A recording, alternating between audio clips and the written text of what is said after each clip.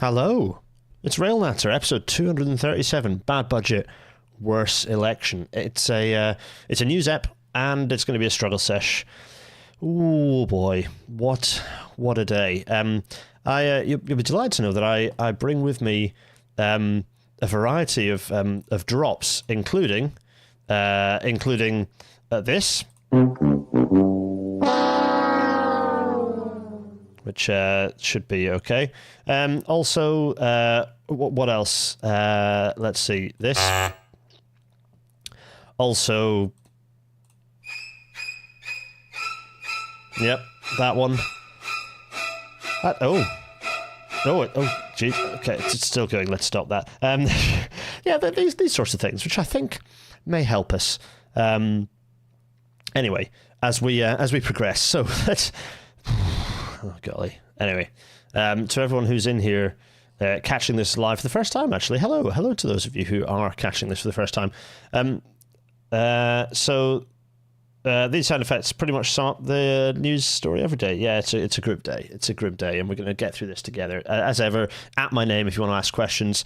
The summary of today's episode is this picture, because I think this picture pretty much sums up everything at this point. No Wilhelm scream. That's a very good. You know what? I was part way through trying to get a Wilhelm scream in, and it would not work. So I don't think I have a Wilhelm scream. I've got defeated ogre. It's not really any good for anyone. Male scream. No, yeah, no. That's not really a. It's not really a Wilhelm scream, is it? No, Frederick C. Stacy, stay with us. We're here together. It's going to be a nice, relaxed session. We're going to talk about problems, but the reason we talk about problems is because it allows us to understand how to fix them. This is a picture from Valencia, where there's been let's just see, some flooding. It's caused some issues in Spain. In this case, washing all of the cars into a small street in a way that it would seem almost impossible to escape to fix. But this picture just perfectly sums up everything that's going on. Is that the B-side scream? Yeah, maybe.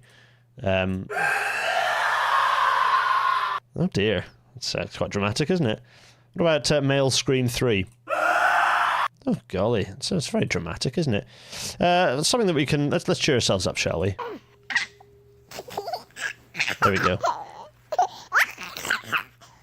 There we are. Anyway, enough of that. I'm not going to play with the sound deck for the rest of the day. Anyway, I think it's important that we just get cracking. Oof. Anyway, those must be some really gigantic beavers to make a dam like that. Everyone, welcome to tonight's Railnatter.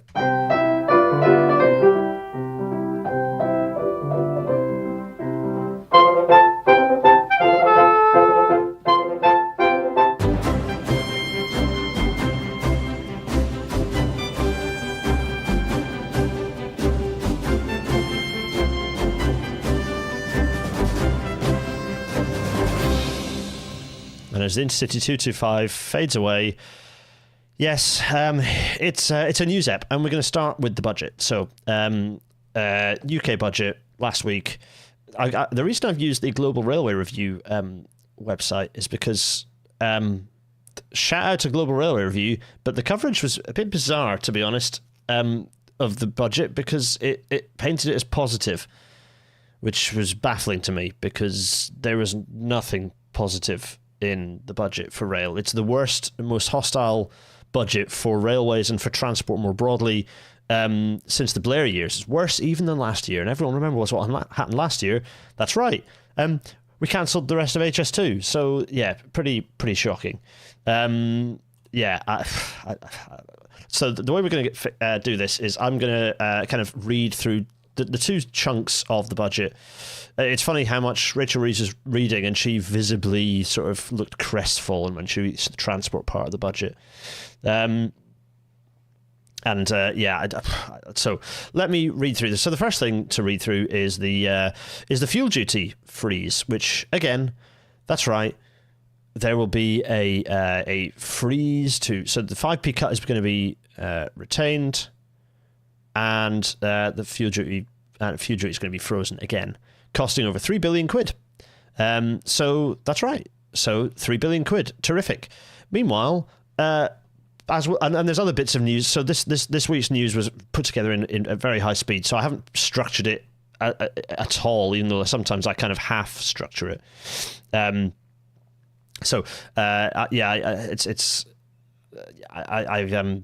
It's chaos, and we'll go through the news and pick it up as best we can in that chaotic mode, because I haven't had time to make a good. I just needed to pull it together and cover it, and then start fresh with our news collection. So, that's the fuel duty free. It's extremely frustrating. But let's read through the transport section in its entirety and pick it through. So transport. We are today securing the delivery of the Transpennine upgrade to connect York, Leeds, Huddersfield and Manchester, delivering fully electric local and regional services between Manchester and Stalybridge by the end of this year. Gareth sidebar, that's already been built, and a test train had run fairly soon after the general election, so that's nothing to do with this. With a further electrification of services between Church Fenton and York by 2026. Again, that's been live for a year now. Nothing to do with this budget. To help grow our economy across the north of England with faster and more reliable services. So that's a nothing announcement. That there's nothing there. That's nothing. We will deliver East-West Rail to drive growth between Oxford, Milton Keynes and Cambridge, with the first services running between Oxford, Bletchley and Milton Keynes next year, and trains between Oxford and Bedford running from 2030. That's under construction. That's, again, something that's already happening. That's not a thing you can announce. That's work that's already paid for and is being finished now. We're delivering railway schemes which improve journeys for people across our country, including upgrades at Bradford Forster Square, already happening. Improving capacity at Manchester Victoria. No.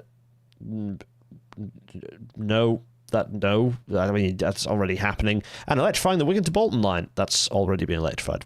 That's already electrified. So what? My right honourable friend, the Transport Secretary, has also set out a plan for how to get a grip on HS2. Today, we are securing delivery of the project between Old Oak Common and Birmingham, and we are committing the funding required to begin tunnelling work to London Euston Station. All of that was announced in the previous budget. That was all announced by the previous government, at least. This will catalyse private investment into the local area. No, it won't. Trains arriving in a fucking puddle won't incentivise anything. I'm also funding significant improvements to our roads network. So that's it. That's it for rail. Nothing. It's absolutely nothing.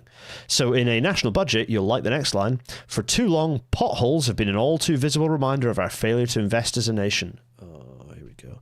Today, that changes with a £500 million increase in road maintenance budgets next year, more than delivering on our manifesto commitment to fix an additional 1 million potholes each year.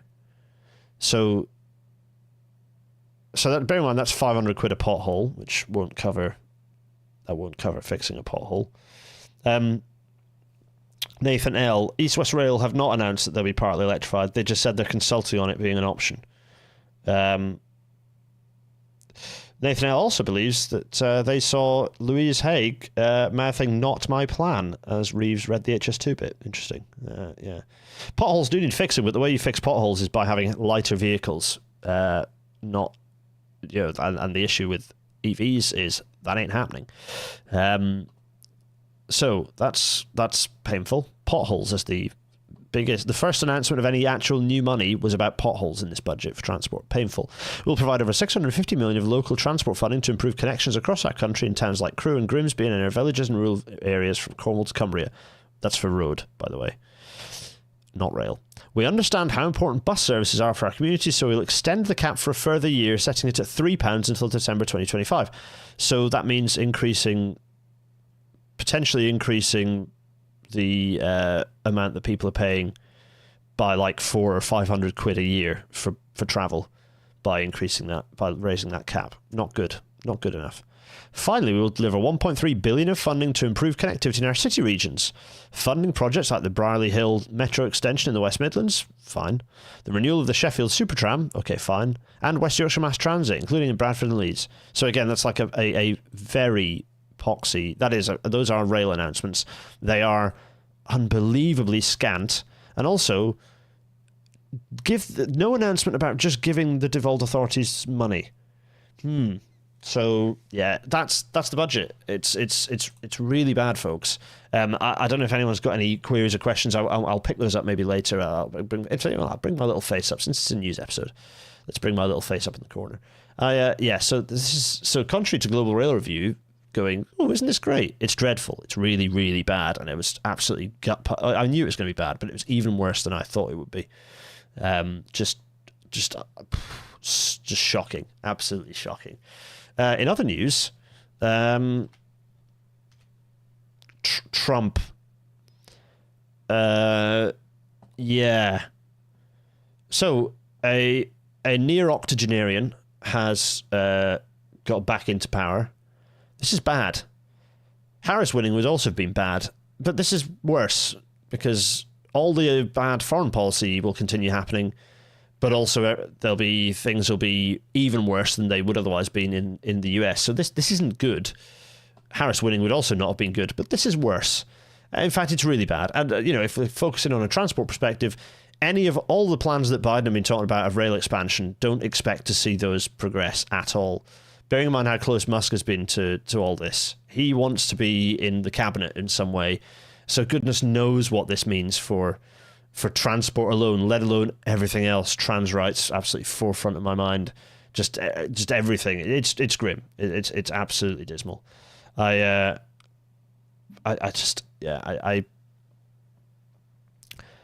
not really, to be honest, it's in the news, but there ain't much to say about this yet. In terms of the mess, why it's happened, I think others are a better place to analyse this, although I have my own thoughts. But there are parallels to the UK, and the issue is desperately pushing for growth measured by GDP and even GVA, which in no way actually reflects on people's experience in the vast majority of the country, and so they vote for the other guy.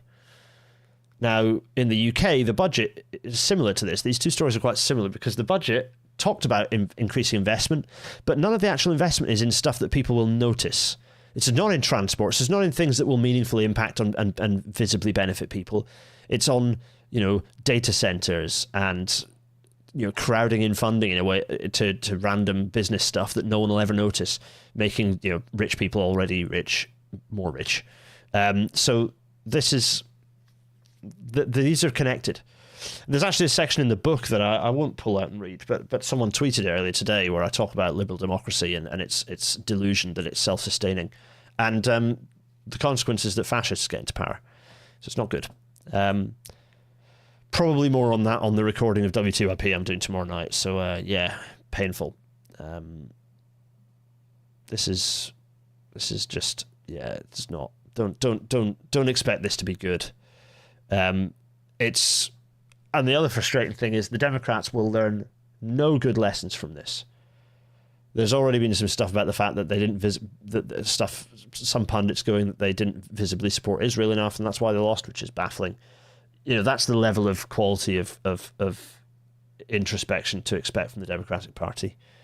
No realization that it needs to actually deliver things that improve people's lives. Shocking. Just really depressing. Let's get into the fun stuff, shall we? More news. Oh, look, it's this guy. So, Hendy delivered a little apology earlier today, but the apology was a horrendous non-apology where he basically said, sorry about the tone I used in the email supply chain. I definitely didn't and don't interfere with your procurement processes. That was the only thing he apologized for, nothing else. He still gave the line of, he then said, I'll tell you what, let's get his quote up, shall we? UK Rail Minister says sorry for threatening messages over Euston Station concerns. So, Lord Hendy told an industry conference in London that the tone of his messages sent in his previous role as chair of Network Rail fell well short of what should be expected, and for that I apologise. So he's apologising for the tone, the classic move. Asked about the emails on Wednesday at the Railway Industry Association conference in London, Hendy said safety was an absolute priority for Network Rail, and it had acted quickly on concerns raised by the regulator, which were closed down before the end of that year, months before the article. So what's all the stuff that's been happening recently then, Pete? Interesting. There is a sentence at the end of the letter where the tone of it fell short of what would be expected, and for that I apologise. And what I would say is that no contractor has or will be penalised for employees raising safety concerns about safety. No, but they will. That's what happened here. You did that. He added, the employment decisions about the person concerned, hello, it's me, are a matter for his employer. No, they aren't. What's wonderful is this is the quote. This is the quote. Gwyn Topham has organised this beautifully, which is, no contractor has or will be penalised for employees raising concern about safety. He added, the employment decisions about the person concerned are a matter for his employer. Dennis, an award-winning rail professional, was suspended and subsequently sacked by Sistra after Hendy's intervention. There we go. This is a fun bit, so my formal input, thanks Gwyn for picking this up, responded to the comments on Wednesday. Dennis, who is still jobless, hello, yep, said, Hendy is only apologising for the tone of his letter, nothing on his subsequent threats by email. To calm the anger of a supply chain he was seemingly willing to threaten and cajole. He is not apologising for the harm he has caused me or the damage he has caused to the rail industry's public reputation.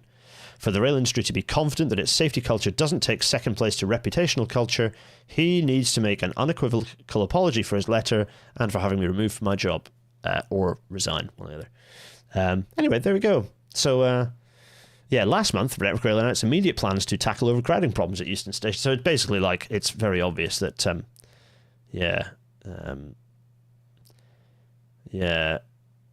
So, yeah, anyway, basically it's pretty grim. Yeah.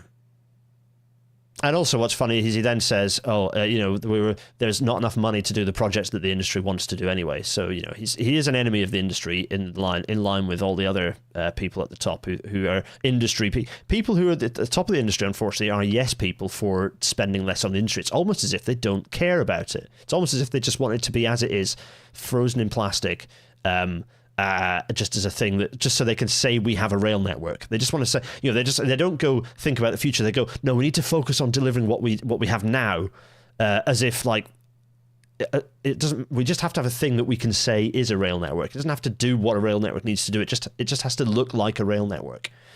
Yeah, shocking. And of course, Armit coming in and saying, "Where's the money?" as well. So just they're all about it. They're just pathetic, craven, horrible, hopeless. So, Howard Meow is saying, what about decimating domestic food production by stripping farmers of assets? Howard Meow, that's not what's happening in the UK budget. Let's go big face for this. There's a lot about farmers, and I come from farming stock. The announcement isn't going to do that. It's just going to stop farmers from stockpiling land as an investment. And in fact, it'll free up a lot of land that rich people who have no interest in farming are just holding because they make money off that as an inheritance tax loophole. Dyson being a good example of someone who literally holds a huge amount of land for the 7-year tax loophole. So getting rid of that tax loophole is actually a good thing. It's one of the few good things in the budget. Anyway, remember to at me if you have questions, by the way. So anyway, right.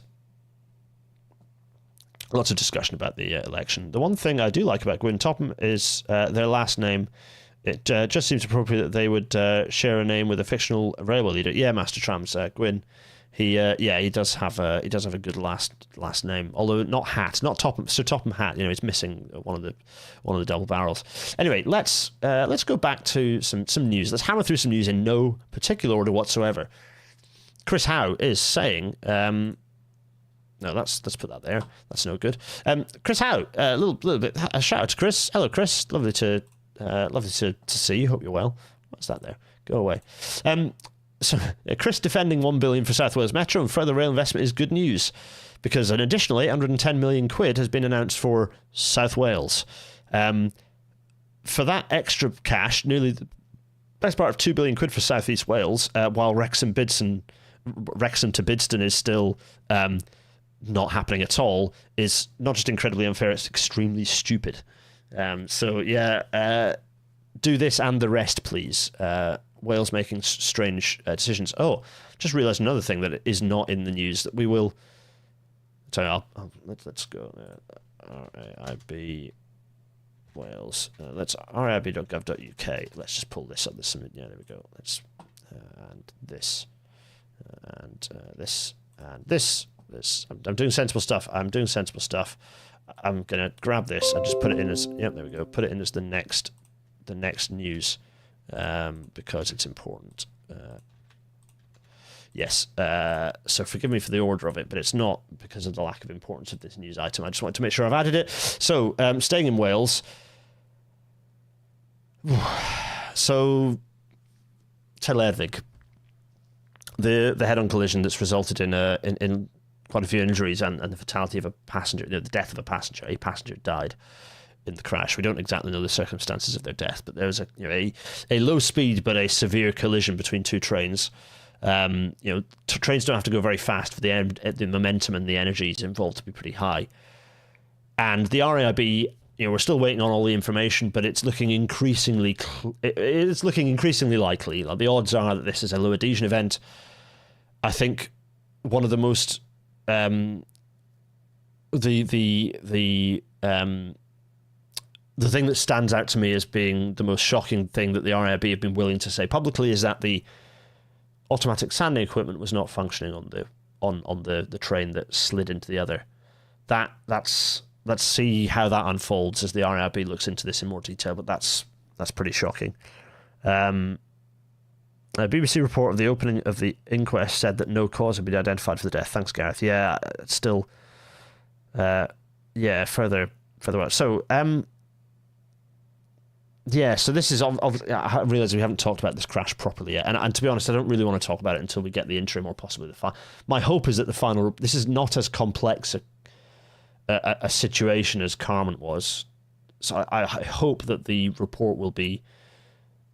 Given we don't have all the chaos and the destruction, the evidence of how the collision happened is more straightforward. I'm hoping that we'll have a more rapid report into this that we can pick through. But I'm going to say much more on this until we get the full picture, because the key thing here is the immediate collision, the slipping, is not actually the story, is not the thing that we can learn from here. It's why we've been in a situation where this has been allowed to occur. What operationally, did the railhead treatment train run frequently enough? Did it run enough in this circumstance? What were the the risk assessment processes for understanding what low adhesion risks were along the line? What was the veg management looking like? Was this a vegetation? Was this a leaf mulch slipping event, or was this a weird wet conditions, moisture on the railhead type slipping event? All these things that become interesting to understand what the wider systemic implications are, and that's what we will pick up. Because it's obviously absolutely appalling that we've seen this happen, and we need to understand whether this is something that is like Carmen, is something that we're going to see an increased risk of in the future, or if it's something that is one of those unfortunate Swiss cheese situations that just a lot of circumstances fell wrong into place. I suspect not. I suspect this will be a story that is a bit of a totem for wider problems, as Carmen and Salisbury were. So yeah, I look forward to that coming up, and we will go through it in great detail when the report is published. The port of Eilat declares bankruptcy. A incredibly poor, one of the poorest countries in the world, has successfully bankrupt the main sort of shipping port for Israel. So don't feel like you can't achieve great things as a small person. As a little guy, you can achieve great things. In this case, just like knocking the economy of Israel over, which is quite impressive, really. Critical support to the attacks on shipping through the Red Sea shipping channels, because no one else is holding Israel to account. Let's jump to this other news story that has made me angry and annoyed, which is the new chief of staff coming in, who is very much on the right of Labour. Barry Jones's questions blocked sandpipes. I don't know if it's. I don't know, Barry, to be honest. It's non-functioning, I think, is the wording that the RAIB used. In fact, I can tell you exactly the wording they used. I'll tell you precisely now. Let's get my big face up. So if I go through here, an inspection of the automatic sanding system fitted to the train after the accident showed that the sanding hoses on the leading vehicle, which would have been active at the time of the accident, were blocked and apparently unable to discharge sand. So that's the specifics. So actually, no, you're not wrong, Barry. That's the specific wording the RAIB have given. Why that is, and the detail behind that, we will find out in due course. So yeah. Anyway, so let's crack on. Let's get rid of my face and talk about Louise Haigh being targeted by the new right-wing chief of staff within Labour, who wants to get rid of anyone who still has any principles, of which Louise, talking about P&O Ferries, in an interview with ITV News, Louise went further, calling for a boycott of the company. Too right. A load of annoying old men said, well, now she's in government, you can't, basically saying you shouldn't have you're not allowed to have principles. It's student politics or whatever. It's like, no, the whole reason why people are disenfranchised with politics is because people arrive in government and disband any connection with any of their principles and don't. So again, I will continue to be supportive of Louise Haigh, despite the misery that her office is inflicting on me and my family. I will continue to be supportive of Louise Haigh because she's, clearly being pushed around by, well, no, that's not fair on her, actually. That's patronising. She is doing her best to continue to maintain her principles, being surrounded by these whelks. Interestingly, Joel Hills from ITV here pointing out that, the interview with Starmer, where he says, it makes my blood boil, about P&O back in 2022. Oh, interesting. Okay. What else? So there's the press release, which, cowboy operators, the number 10 press release used that language, and yet they then hung her out to dry over this, which is really not fair. The two things important to add to the debate about DP World, by the way, very bad company. We should not give them anything. Filing accounts on time is a legal obligation for the UK companies. P&Os are 9 months overdue. I can't get high and mighty about that, admittedly, but then I don't employ anyone and my income is zero for my company that I've very late on accounts for. But I've had stress and anxiety and I'm bad at admin, so I'll just count it as another way of me paying extra taxes. The Insolvency Gov UK is still investigating whether P&O its directors breached civil laws when the company fired around 800 British crew and replaced them with cheaper agency workers. P&O believes there's a less than remote possibility of any fine or prosecution. Insolvency Service is dropped its criminal investigation to P&O in August 2022 after deciding there was no realistic prospect of a conviction. Not that there was no wrongdoing, but they didn't expect that they'd beat the lawyers, I suspect. P&O Ferries employed several hundred contract seafarers from India, Indonesia and the Philippines, revealing ITV News and The Guardian reveal it paid some of them as little as £5 an hour and required them to work up to 17 weeks on board without a day off. That's indentured servitude. This is an evil company. Grim. So, this is Sir Keir Starmer in March 2022 saying, I'm furious for the P&O Ferry staff and I stand with them. The Tories have created an environment with a bad employer. Yeah, interesting. So, because DP World said they were going to invest in $1 billion and then threatened to withdraw that funding, which they would never have done, because if they're actually willing to invest the $1 billion, it's nothing to do with if the government wants it or not. It's because they've decided that they're going to make that investment because it's going to make a return. So government is so craven. Government could really go, you're going to pull that investment, are you? How's that going to work for your profits if you pull that investment? And if DP World pull that investment, who cares? It's good riddance to them. £1 billion is nothing. It's nothing. It's nothing to sell your principles. Shocking. Anyway. Yes. I'm not going to watch all this because I may be very angry, but let's just watch a little thing, shall we? So when we think about transport today, there's a lot of kind of pain that we take for granted that we think is normal. Like having to drive. I'm so sorry for his voice. I hate him. In like 3 hours of traffic. People that live in LA, trying to get from Pasadena to El Segundo during rush hour is like. What might fix that, Elon? Another city faster than you can get to crosstown LA. So, and you have to drive the whole way, unless you're in a Tesla, of course. Now Tesla already does quite well at this, supervised self-driving. No, your cars are just cars. They're in the traffic, Elon. It doesn't matter whether they're self-driving. They're still in the traffic. People in the crowd, you're using that, yeah. Gotta hate him. Like, let's just abandon him. So absolutely despicable and unpleasant character. Just smug moron. Don't forget, he's an extremely unintelligent, silly little man. But because Tesla's going down the toilet at the moment, he's had to do another announcement saying, look at this magic that we're going to invent. And what he's invented appears to be a shoebox and a Cybertruck crossed with a Model S? No, a Model... Well, anyway, basically like a softer Tesla Cybertruck that's... Basically what he's said is the same thing he's been saying for years, which is, isn't self-driving going to be wonderful and it's going to fix all this? This is junk. This is junk stuff. So it's fun that Tesla's going down the toilet is the main part of this story, is that Tesla is doing extremely poorly. So much hate from Gareth today, this makes me sad. What's the hate? There's no hate. Kerr sat through an entire transport lecture for my energy and environment module today, and he only talked about electric cars. Yeah, see also last episode about that. Minibus is the future, says Jacko Hookie. Minibus is the future, but you know what minibus...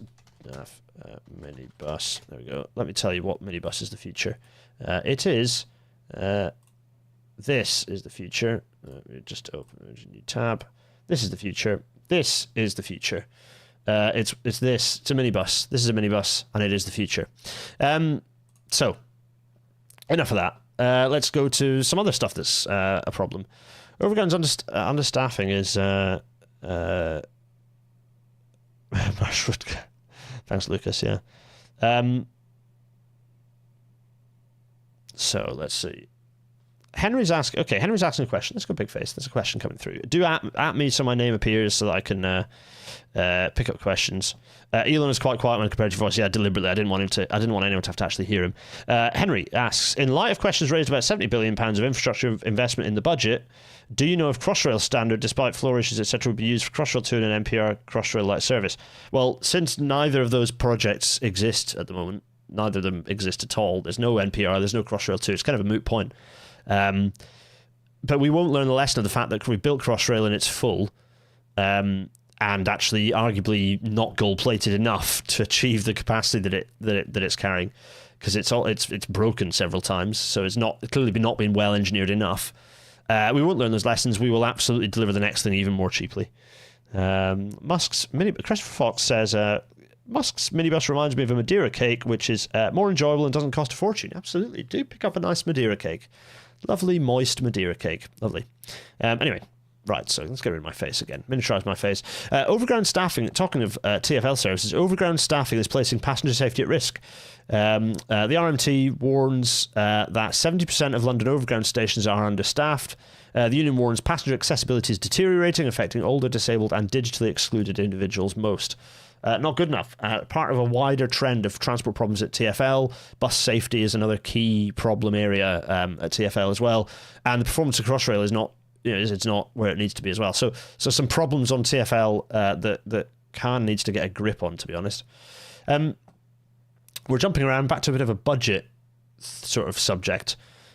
Here's Treasury on October the 14th going, the UK has one of the world's largest and most innovative financial centres. Rachel Reeves met with Goldman Sachs' David Solomon at today's International Investment Summit to reiterate the government's commitment to providing stability for businesses to thrive.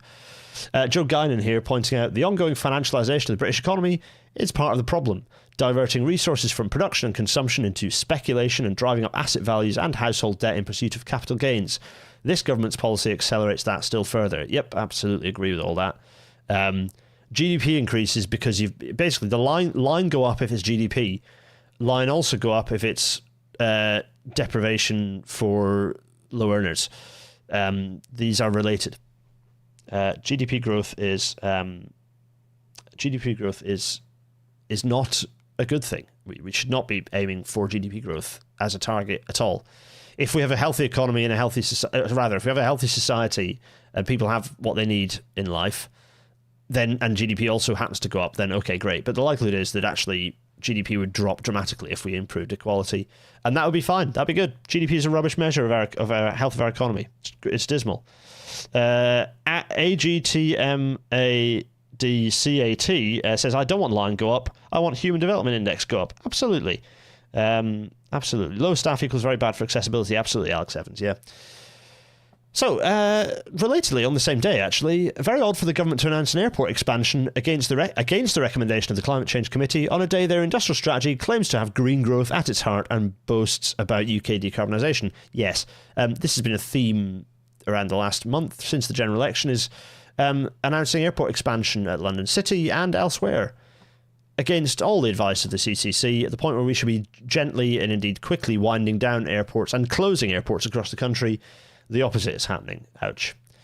Now, so, aviation to one side. Bearing in mind last week's episode where we wondered why a load of automotive industry propaganda had found its way into a Resolution Foundation report, well, this is kind of why.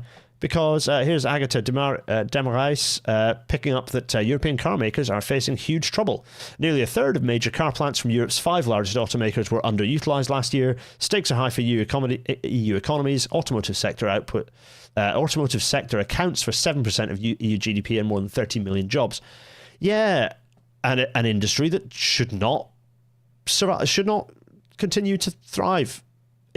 Those people can and should work in roles related to building public transport vehicles, buses, rail vehicles. The issue, of course, is that the automotive industry doesn't want to do that because they would then lose money and profit and they'd have a very sad face. So let's zoom in on this. So, looking at the fact that you look at four different plants. Osnabrück, it's a VW plant. It's been ordered to help out in times of capacity bottlenecks, meaning it has less work now. Wolfsburg, again, VW, one of the world's largest factories. Costs are high due to strong union and political support. Funny that. So, yes, actually paying your workforce and giving them actual working conditions means that your business model doesn't work. Yeah, that means your business model doesn't work. And political support that has resulted in generous worker perks. Oh, that's bad, of course. That's a bad thing. Reported as a bad thing here by VW. Stellantis here, Mirafiori, the Stellantis plant, output fell 63% in the first half of 2024 due to tepid demand for the electric Fiat 500. Yeah, overpriced because compared to the actual Fiat 500, it's very, very expensive. Douai, Renault, the Renault plant. This plant has recently been retooled to make EVs. It was ramping up output and preparing for new models coming to market in 2024. Okay, fine. That's not so interesting. Basically, the point is that these are huge production facilities, and you can see that there are several that are hugely underutilized. The reason they point to that French plant is because it's the most underutilized, but it's because it's been retooling. That's why. So so basically, like, the automotive industry is screaming and crying, and it's because it's making stupid decisions. It's because it's building bigger cars that people don't want. It's because it's and so they're increasingly spending money to pressurize politicians and make sure that we don't just stop doing public transport, but we actively expand road infrastructure and in favor of the automotive industry. So this is it's a pretty dismal situation. Just really not good news. Let's see. Let's go. So all sorts of fun stuff here, right? So. This is from earlier, actually. This is from a while back, is the fact that the Chancellor changed the debt rules to release billions, and that money is being spent not on stuff that people notice, not on things that people can actually tangibly, improve their livelihoods. Some of it will be spent, a trifling amount on the NHS, which is good, but not enough. Some of it on schools, which is good, but not enough. None on transport, but not enough to really make huge. There's... it is a tiny fraction. The most recent Trash Future is a very good episode to go into the details of this, actually, with a proper economist, talking about why it's not enough and why we're marking our own work against rules that we've made up. We don't have to do it this way. We are a low investment economy and a low productivity economy, and we've squeezed everything out of that. Being a financialized economy that relies on that to make things work, we've finished that. We've reached the end of the road on that economic doctrine. And it's not changing anytime soon. Right, another change, going back to TfL, this is good. London Centric, a nice new publication it's another Substack, I think, but it's like a proper news sort of thing, being led by Jim Waterson, a friend of the show, in fact. Jim, hello Jim. A special edition of London Centric, looking at what's gone wrong at Transport for London. This is a really nice long read about the cyber attack. In an expert's opinion, it was an utter shit show. So if you want to know what's gone on with that cyber attack, this is a really good long read. And maybe this is the excuse to get Jim on, actually, to talk through this. Jim, should we get you on to talk about the cyber attack? I'd love to do that. Let's do just that. So just fascinating, interesting, and grim at the same time. But a really interesting long read on that and on what's going on there.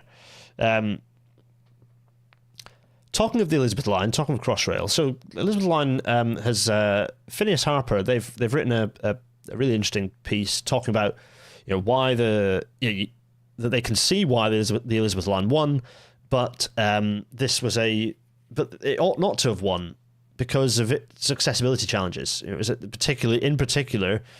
Phineas cites the lack of level boarding on the overall system as a reason that it ought to have been excluded, which I think it's a really good piece. It's well worth reading. It's good that it's good that the Elizabeth line has architecture that merited it to be nominated for the Sterling Prize, but it was the wrong choice to win because of those accessibility issues, and it sends the wrong message. And Phineas picks me up in quotes me in the piece as well in relation to this, and it's a good read. In the Standard, whatever that is now, a new thing. It's not. It's a rebrand, but worth having a read. It's a good little piece talking about the Elizabeth line. But I suppose the news piece in there is that the Elizabeth line did win the Sterling Prize for architecture. Interesting concept. Other interesting news is that Network Rail will not just be reformed into GBR; it will be completely abolished and a new organisation constructed. Whether that's a good idea or not, I'm undecided, frankly. There are clearly major cultural issues at the top of the organisation. But I think those cultural issues, the cultural rot, I don't see it being fixed by there being a completely new organisation. Because the culture comes from the top, it comes from the people, and the same people are going to transfer over. I think it's better to understand the problems and rebuild them. Because in throwing the baby out with the bathwater, in abolishing Network Rail, what are you going to lose? What's the inefficiency of totally relearning how to have a structured organisation that looks after our rail infrastructure? I am not sure. I'm not convinced by this as being the right thing to do. I'd rather there was pushing a major culture change. Hello, Cariad. Pushing a major culture change, and shifting GBR absorbing Network Rail or BR2. It rejects BR reboot. No, it should be a BR reboot. We shouldn't be afraid of saying no. This is going to be British Rail 2. But obviously, we can't say that because people get angry. But anyway, that's Louise's plan. It's interesting that she was announcing this after Network Rail has hugely embarrassed her over Hendy as its chair, and the way it's dealt with Euston has caused her some fairly tremendous public embarrassment. And so she's like, okay, boys, you're off the case then. So there we go. Something completely different. Hydrogen Insight, which is a kind of an anti-hydrogen website, admittedly, so you always have to kind of go in and find the sources and have a dig into it. But direct electrification is relentlessly eroding use cases for hydrogen, leading to downgrades in market outlooks. IEA, BNEF, even McKinsey are now projecting around 400 million tonnes of demand by 2050, around 20% less than 2 years ago. And this is basically like, this is an interesting article related to this. We'll get to another article about transport soon. So there's some. So basically, we're picking up the bus fare cap cut. And the impact politically on what that has. So Luke Trill here picking up that cutting the £2 bus fare cap is most unpopular with key segments of Labour's base who are being tempted elsewhere. Progressives to Greens, hello, that's me, but also our disengaged battler segment, I don't know what that is. The most economically insecure group where we've seen more evidence of them flirting with reform. It's like the red wall type people who I'm not convinced entirely exist, but Vastgoid is going, I don't know about all the European car stuff. All I know is this: never trust a British person on European matters. Thanks, JC. That's a fascinating insight. I don't quite know what you mean by that, but I am a European person, so I guess I don't count. I'm not sure. Anyway, this is basically talking about the fact that the bus, the bus cut thing is the thing that's hitting people like me who are like, well, this is obvious sign that Labour are a waste of space, but also people who are struggling to make ends meet, who are living in places across the country who just, where there's just been an obvious abandonment by central government, and they are now, their annual bus budget has gone up by a third. So yeah, absolutely. So, right, here we go. Let's what's the next bit of news? Oh, it's Phil Haigh picking up, no relation to Louise, by the way. None that I'm aware of, anyway. Train operators, less ScotRail and Caledonian Sleeper, paid out £140 million in delay compensation to passengers in 2023-24, up from £6.4 million in 2021, DfT said today. Biggest payers were Avanti West Coast and LNER, which is interesting. So both Avanti and LNER are paying the largest. That's partly because their fares are the highest, I suppose. So it's not entirely related to delay minutes, but to a certain extent. But both of them, 33 million, both organisations paying out 33 million in delay repay.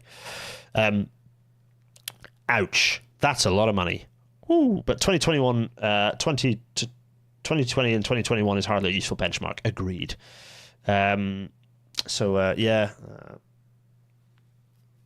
Yeah. So no, Brexit is bad. JC Vastgoid. Yeah. No, that's yes, it's true. So you know what? I should have found. I won't put it on here, but Dina, my darling wife, also ratioed the Secretary of State for Transport, who tweeted the day after this. But this is Euston again. Network Rail. The Euston rush is on its way out thanks to an early boarding trial. No mention of why they might have been. What might have forced them to do this sort of thing? No mention of me. So I tweeted, good news. I look forward to that public apology, and immensely, ratioed, and also they got ratioed by a huge number of comments. So this is, let me promise you, has prompted some panic at the head of government and Network Rail, and will it result in some positive outcomes? We'll wait and see. I would like it to. There's an opportunity. Network Rail now, with its days numbered, all the deck chairs are being shuffled around, and people try and position themselves in such a way that they will have a space for themselves in the new organisation. So it's interesting to see how the dust is going to settle from all that. Who's going to move around to where? There's already been a bit of that with a lot of people moving around. Rob McIntosh trying to go into sitting half in TRU and half in GBRTT, and others shuffling around and trying to work out where they sit.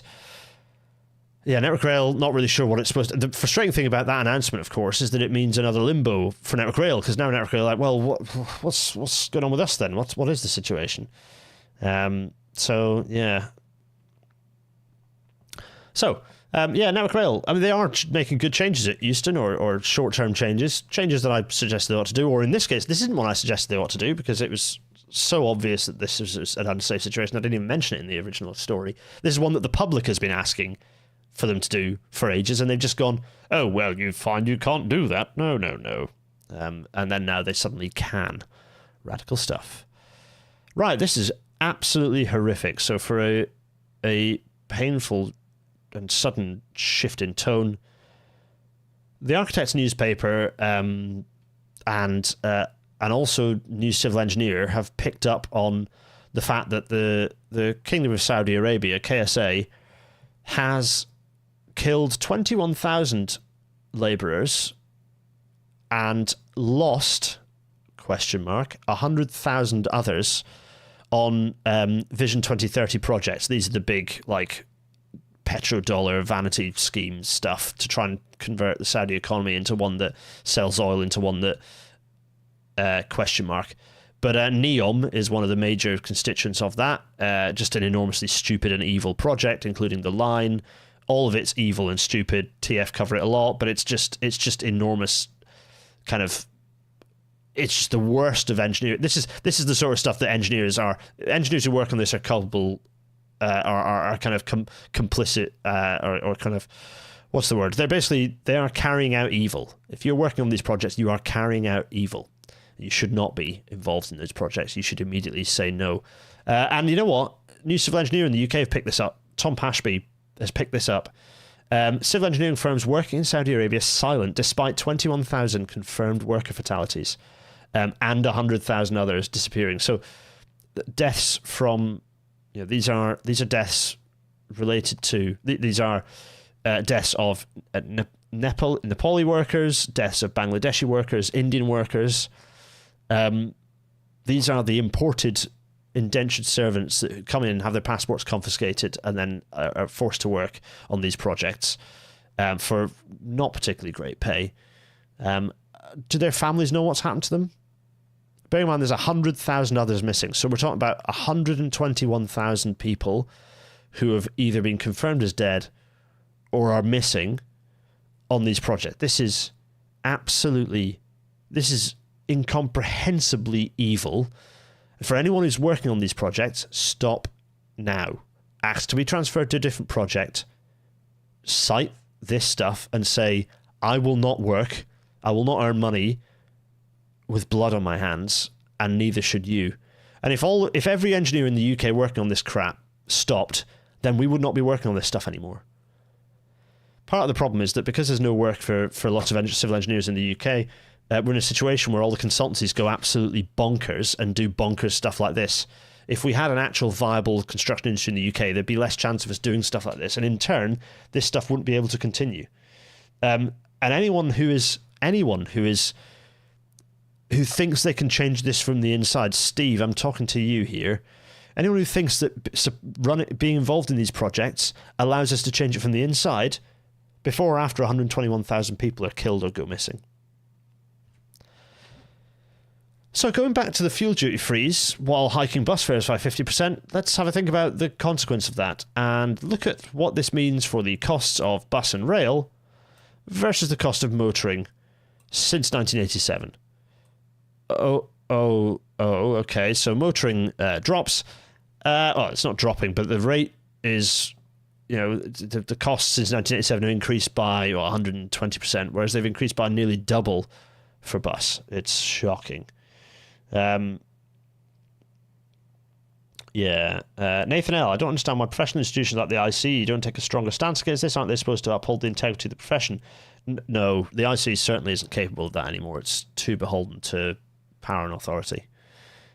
This is one line I'd like to see. This is the line that we would like to see go up, is the motoring costs line.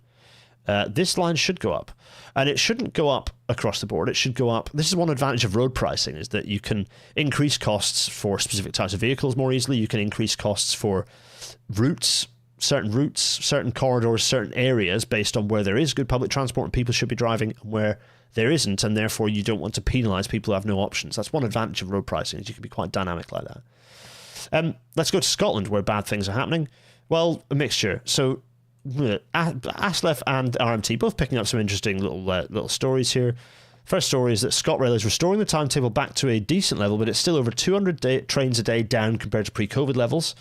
So that's to do with the fact that there's been a deal struck with train drivers, with ASLEF and others, which is good. That was back at the start of October, but not perfect, and certainly a factor in limiting the success of the off-peak fares trial. And then the RMT, and of course then ScotRail have announced we're going to close loads of ticket offices and limit ticket office hours, which, as we've been through this whole pain before, isn't a good idea. And rightly, RMT have just immediately gone, we will stop this happening. So good, all power to their fists, elbows, and picket line, biscuit buying, wallets. So yeah, no, absolutely, look out for the RMT for that stuff. Lucas Verhey is saying some rare good news is that Estonia introduced a car tax based on CO2 and mass weight. Yes, there wasn't any up to now. Interesting. Thanks, Lucas. That is good news. So, meanwhile, when doing a fuel duty freeze, doing this specifically to appease the sun, and then this is the front page that you get as a result, which is where they've photoshopped Rachel Reeves' face onto a pumpkin, which is really weird. At least she kept it down at the pumpkins. Anyway, do not buy the sun. It's an evil rag. Here's something else that's very stupid, which is the Class 325s, which are admittedly quite old now. They might look like they've got the face of a networker, but they're actually Class 319s underneath, and therefore quite old. But they've probably got a decent bit of life in them, instead of being turned into tin cans and razor blades, because they are being scrapped and smashed to bits as we speak. As Lawrence says, hello Lawrence C123 off of the Twitters, scrap them off quickly, and then Louise, Haigh cannot reverse this insane decision. Quickly, Secretary of State, stop this madness. Because yes, the Class 325s, the Royal Mail Post Office trains, have been owned by Deutsche Bahn have been disposed of and are probably half chopped up already. Unimetals has shredded them. So terrific. Fantastic.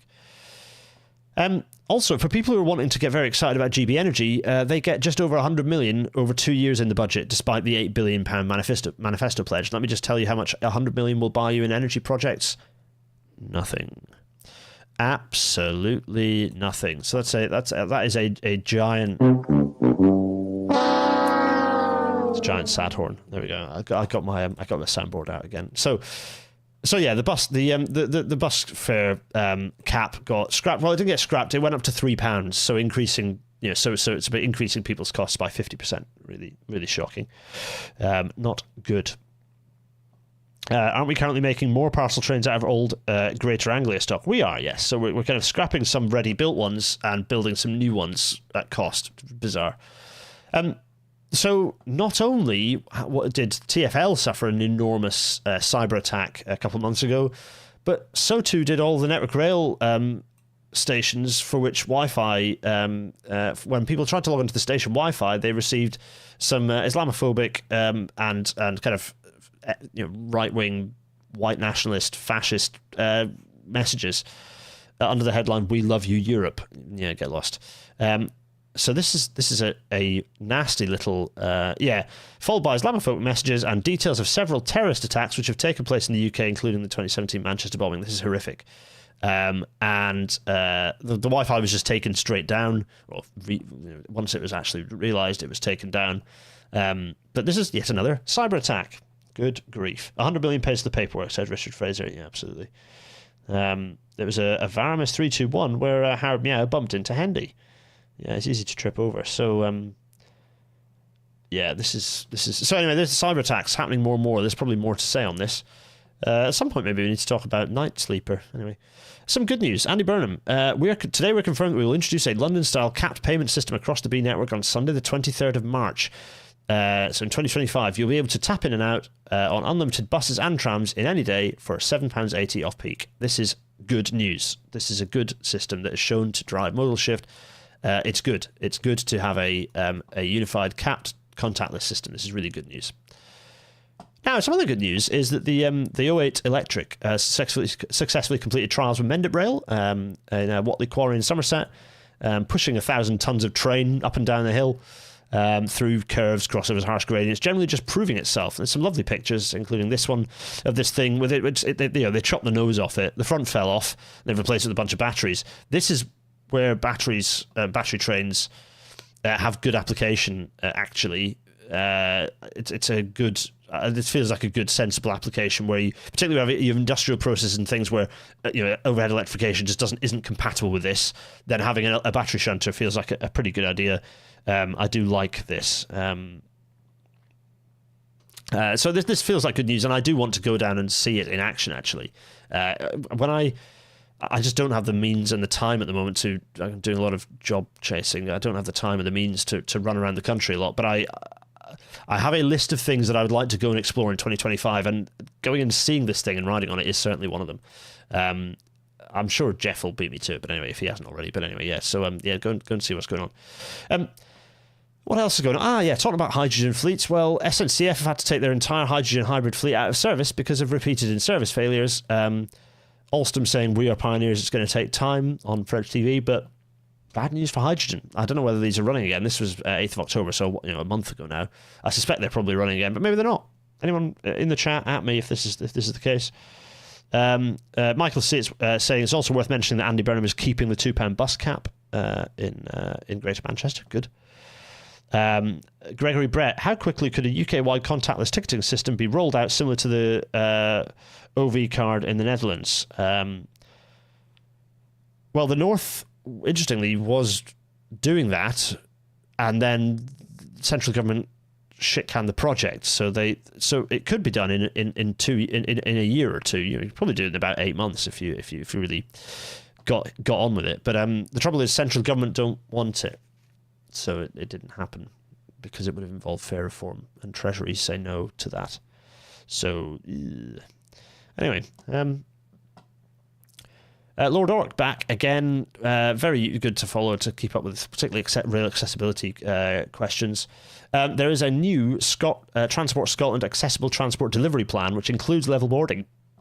Support and collaborate on the ScotRail rolling stock replacement programme and ensure carriages are accessible and that new carriage designs support level boarding.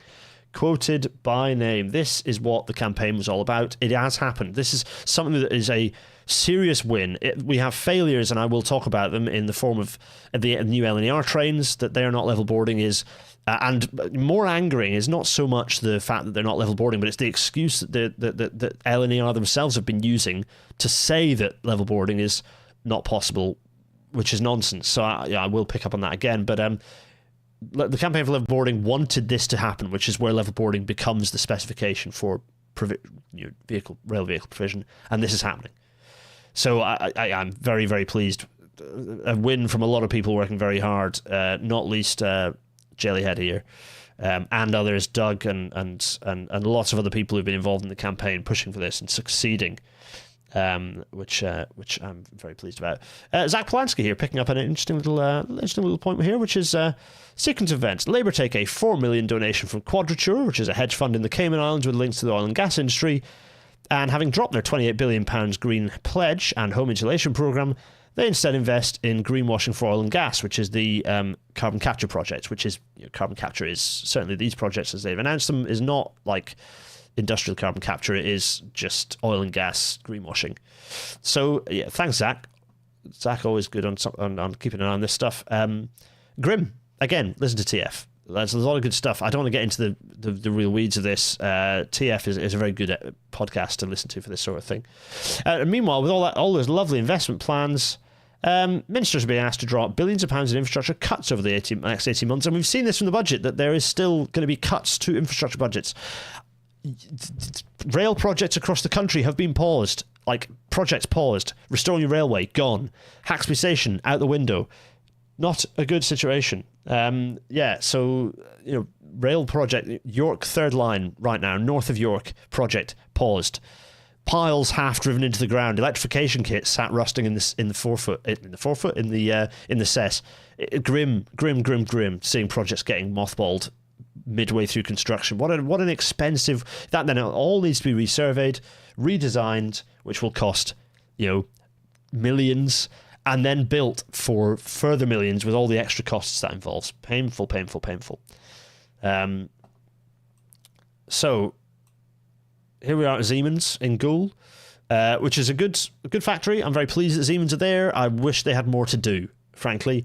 So they've got the new Piccadilly trains that are delivering, but that factory was supposed to be should have been delivering the HS2 trains, frankly, and also it should have been delivering a complete fleet renewal for the deep tube. It was originally supposed to be the Piccadilly tube trains were the first in supposed to be the full deep tube fleet renewal, and that got shit canned.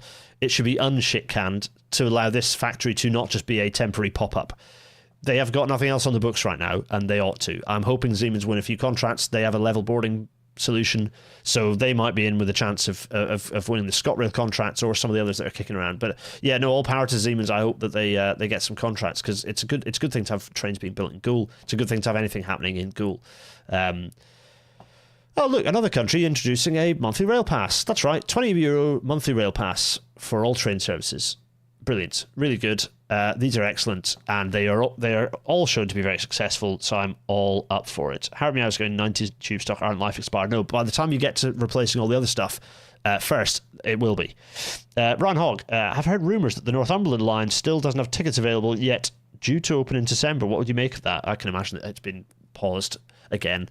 I can believe that. I don't know. I'm not up to date with what's happening with that project, actually. I need to pester some of my ACOM colleagues and chums, but I could believe that they've paused it just again to save a little bit of millions here and there. Is a €20 ticket self-financing, though? Good question. Right, so the thing that we started the episode with, the flash floods in Valencia, they are horrifying, sobering, and actually, so the car photos are grim and kind of almost ridiculous. but the destruction to some of the railway infrastructure is really key. So there's brand new rail infrastructure and well maintained new railway stuff that has just been wiped out by the flooding. Dominic Hind's been doing some walking around with some Spanish journalists to get some stuff produced, and the railways have been completely wrecked. It's a really sobering view of what climate damage, extreme climate damage, is going to mean for the railways if we don't build them to be resilient, which we are not right now. So really, worth going and have a look at some of the damage to railways that the flash flooding in Valencia has caused. And that city now cut off by rail, or sort of at least half cut off by rail. But yeah, as Dominic says, railways completely wrecked. Really grim. Dominic Hind, friend of the show, past guest. A bit of good news, which is the ORR reducing, lowering the track access charges for passenger trains on High Speed 1, which is good because, or lower charges for passenger trains and halving charges for freight. This is a good thing because HS1 just massively overcharge, and it's extremely damaging, and it's one of the reasons why there are no other trains running along that route, despite the fact that it's at least 50% extra capacity potential on the line. Ralph Palmer, another guest and friend of the former guest and friend of the show, picking up a really good thread talking about regulatory loopholes allowing American pickup trucks to come to the UK for the first time, bypassing safety regulations. This is grim. It's a really good thread. It's really, really grim. I don't know how this has happened, but this is horrible. Our cars are already too big. So frustrating. Damian is doing a good plug. If you want to listen to details of the Spanish floods, the most recent Corner Spetty talks about it. Okay, go listen to that. Go find that. Have a listen. Let's see. What else here? Yeah, okay, right. I'm going to crack on. We're running long already. We're getting to the end, though. This is the Department for Science, Innovation, Technology, the Regulatory Innovation Office. That's another office. Great. It's a new office, yet another office. Will reduce the burden of red tape. Oh, God, here we go. And speed up access to new technologies that improve our lives, our daily lives. Here's the first 4 sectors that will benefit. Engineering biology, space, connected and autonomous tech, and AI and digital in healthcare. That sounds all terrific, doesn't it? Let's just read that again. Engineering biology. I feel like regulation's a good thing there. So no. Space feels like a thing that really ought to be regulated, given that space is above all of us, and things in space can fall on our heads, and they get in the way of things leaving the planet, and they junk up and smash into other things that we send up there. So it feels like, again, regulation really important for that domain. Connected and autonomous tech. Absolutely critical that stuff is heavily regulated. So, and AI and digital in healthcare. Well, let me just say from experience of the amount of bullshit that is being pushed into the healthcare sector that from companies that pretend that this stuff is wonder drugs or wonder tech, and it comes out that it has absolutely no efficacy whatsoever and is extremely expensive, and also the fact that AI is bullshit. That's a long resounding on that one. So terrific. The Regulatory Innovation Office, which is another absolutely bonkers proposal from this and any government we've had from recent years. Just rubbish and hopeless. So great. Let's just block all this stuff. Let's cut through red tape by introducing another regulatory body. Yeah, that's a good point. And just dismal. The electricity it consumes kills the planet. Yeah, exactly. AI bad. My last 2 messages. Katie Fenn is sending us sarky messages, but grim truths, to be honest. Regulate engineering biology, deregulate engineering biology, but absolutely block puberty blockers for trans youth. Yeah, so let's see where this government's priorities are. Oh yeah, they're just causing harm to vulnerable people. That's it.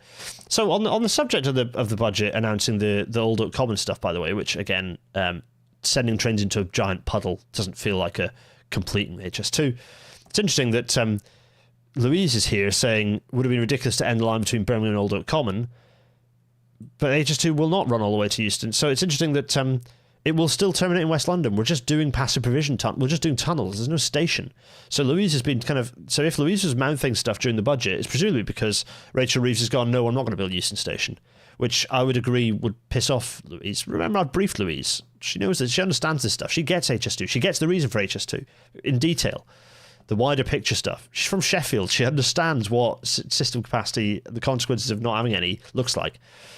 So I can imagine that she might not have been too happy about the HS2 announcements in the budget. And I'm going to end on this little graphic here, which is what the election means for carbon in the US, because this is ultimately, if we're going to look on one metric, it's that Trump, the difference between Trump and this obviously is Harris, but the difference between Trump and Harris is the difference between burning the planet and burning the planet more.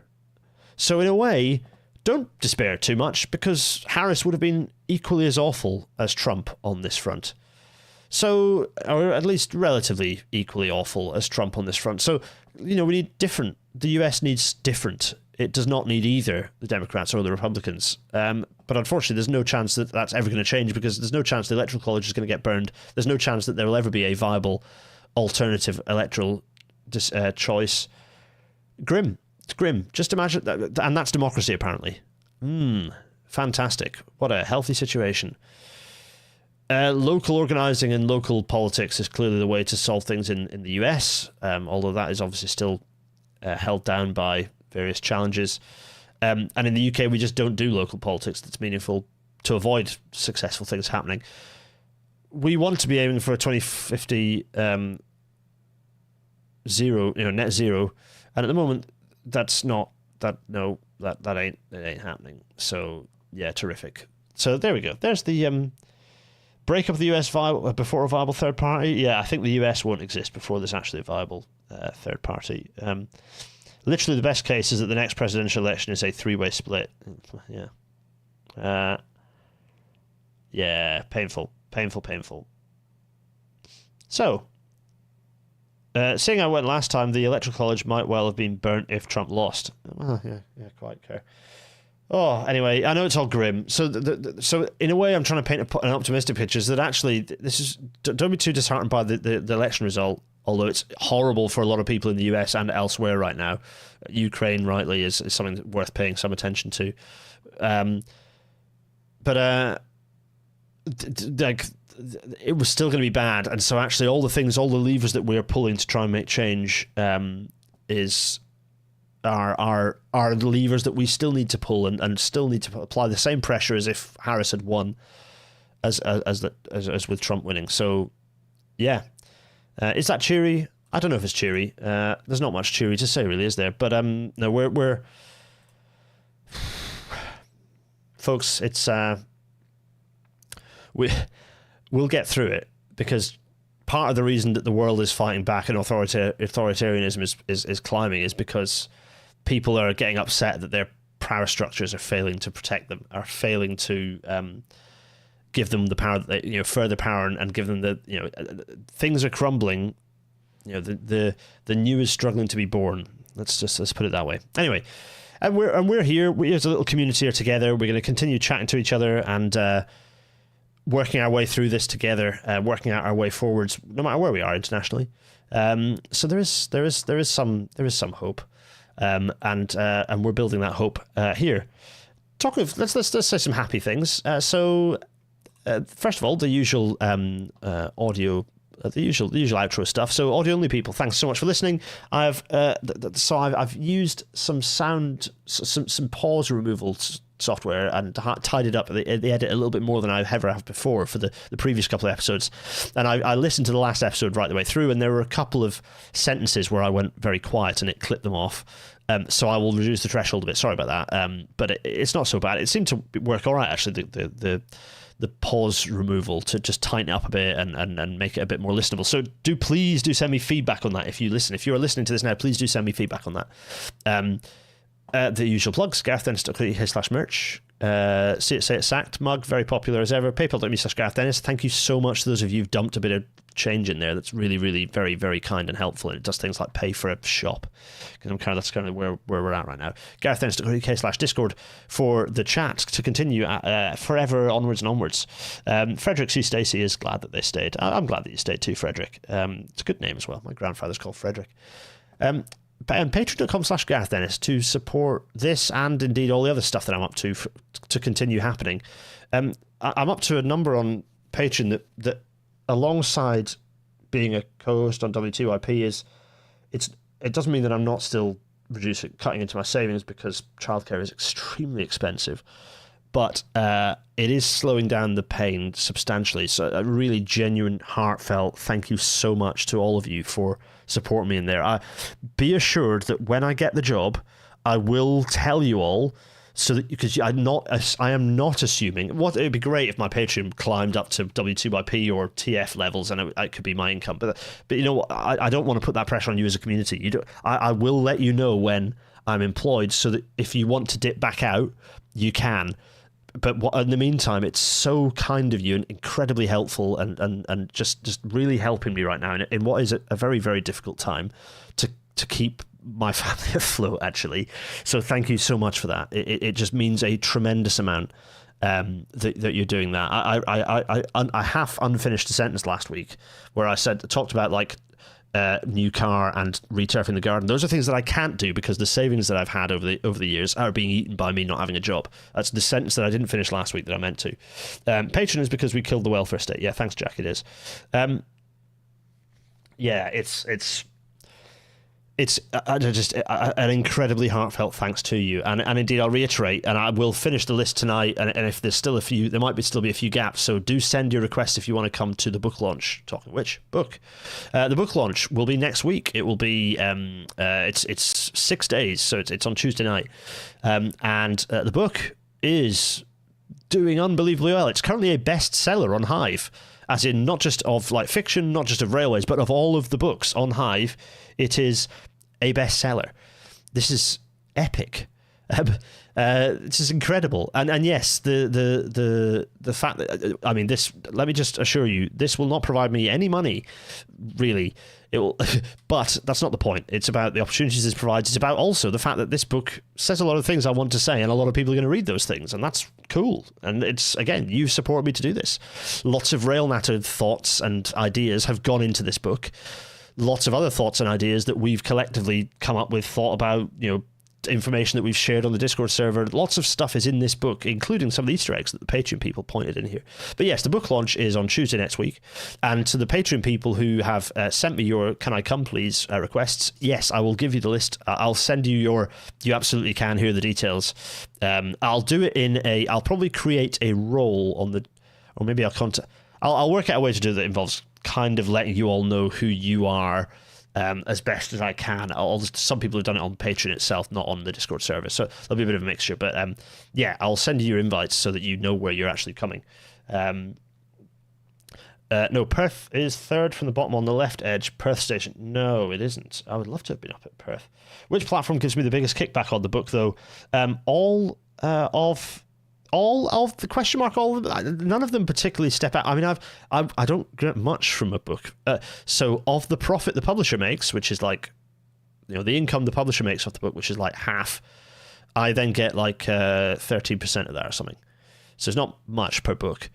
So I've now sold at least thousands of these. Which is cool. Like, so the first print run is gone, the second print run is ongoing, which means that, victim of his own success, it means that some of you might get the book later than you might have otherwise. So sorry. In fact, Amazon have been very well behaved and didn't send them out, which means that Amazon people, you might end up getting it on the 18th, not the 12th, which I'm very, very sorry. But you will get it, and I'm very proud of it. I'm very pleased that people, and I want everyone to take pictures like this. So the reason I've been putting these up, this is, I think, most of the pictures like this I've taken. Anything that's transport related. It doesn't have to be of a railway. It can be a bus. It can be a good urban realm. It can be anything that is related to mobility. Get snapping. I look forward to lots of pictures of the book like this appearing all over the place. I've already a few coming through, which is very exciting. Anyway, it's 21:22. Good grief, it's time for me to shut up.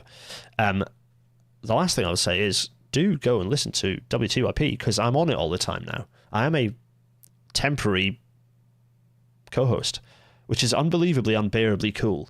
I can't even comprehend how cool it is that this is a situation, but it is. I said this last week, I won't say it again. It's very, very cool. But you can come and listen. They're recording another episode tomorrow night. There's another one that's been recorded that's not up yet. They'll be coming up. We've done John Noble. We did Cincinnati. We're going to do another one very soon, which was extremely fun, although way too long, as ever they always are, and everyone loves it. It was very funny to the point of us being in a lot of fits of hysterics a lot of the time. And another episode tomorrow night, which will also probably be funny because every episode's hilarious and I have a terrific time. So, do I need a temporary bit on the logo that's just me as Ivor the Engine? Quite possibly. Matty. Actually, I think they're getting a new logo, aren't they? I think that there's a new logo, a new identity, maybe. I think they alluded to that in the last episode, didn't they? So, maybe. Who knows? Watch this space, perhaps. But the tour is the election is not at the moment not changing anything about the tour. Book tickets for the tour, although it's half sold out already. They're doing very well. Anyway, right, everyone, I'm going to shut up. Let's go. Oh no, next week is this is a bit bright, isn't it? I need to bring the darkness down on this background image, but next week is episode 238, how a Sheffield Crossrail would boost South Yorkshire. Bit of a clickbait title there, but we're going to talk about how to make a decent suburban rail network for Sheffield and the wider South Yorkshire region. I'm excited about this one. It's been long in the works. We're going to distract ourselves with a network episode. Let's get the maps up, let's get Microstation up, and let's explore South Yorkshire. I'm very excited to do this. Anyway, everyone, with all that waffle, it's time. That's Desk Cam. Hello everyone, it's Desk Cam. I don't know why I'm here with that. You don't need to see any of that. Yeah, that should be a fun one. Yes, Crayons, South Yorkshire. Katie, I know. In fact, many people who are South Yorkshire area people. It'd be fun to have you involved. Please tell W2IP to do a EuroGB tour. Maybe they'll pivot to that if the US goes super fast, super quick. Rare desk cam spotted. I know. It's only because the desk is so. What's over here? There's a lot of junk. There's my ALCS thing saying my bank details bumped. There's my phone. There's just all sorts of chaos. Yeah, you can see the credits lined up, ready to go. Oh me, goodness gracious. Anyway, enough of that. Right, everyone. What else do we have here? We've got Jeopardy. Oh Jesus. We've got if I tell a funny joke.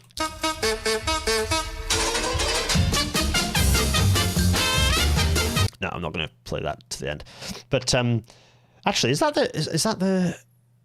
I think that's from the Chris Moyle show actually, because that's one of the bits of radio. I'm the VH where the Chris Moyle show is what I listen to in the morning every morning. How strange. We also have the Pips. Never crash the Pips, so I'm going to stop those. I've got the husband-wife desk set up. Oh yeah, we do. Although, yeah, it's kind of like a bit stereotypy set up at the moment. But anyway, yeah, that's going on. So, right, enough of all this rubbish. The only thing I'm gonna there's the last thing I'm gonna just say is I'm gonna wave and I'm gonna let Liam close the episode. Cheerio, everyone. Pennsylvania dominance.